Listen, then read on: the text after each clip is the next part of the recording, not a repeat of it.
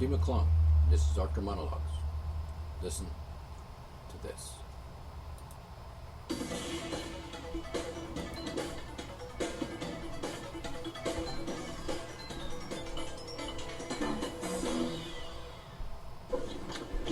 Thank you, Jimmy. We will not waver in our commitment to see that justice is done for this terrible act in Bengazi.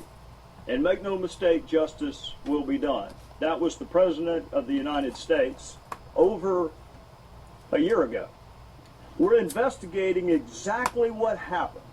But my biggest priority now is bringing those folks to justice.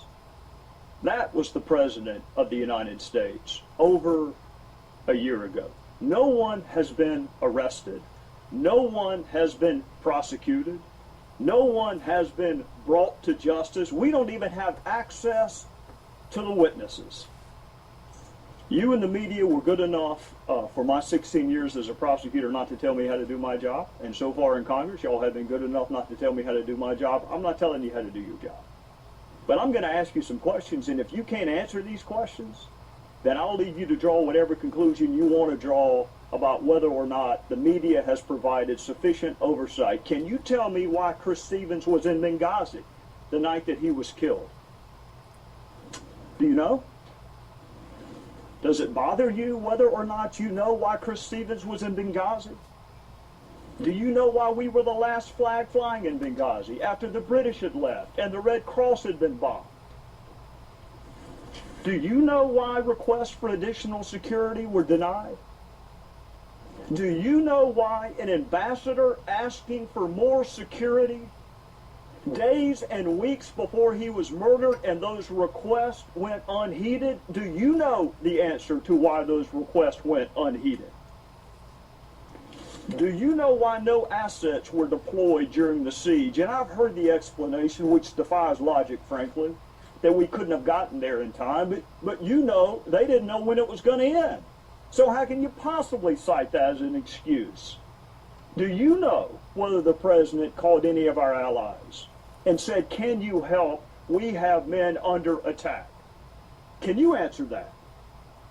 Do any of you know why Susan Rice was picked?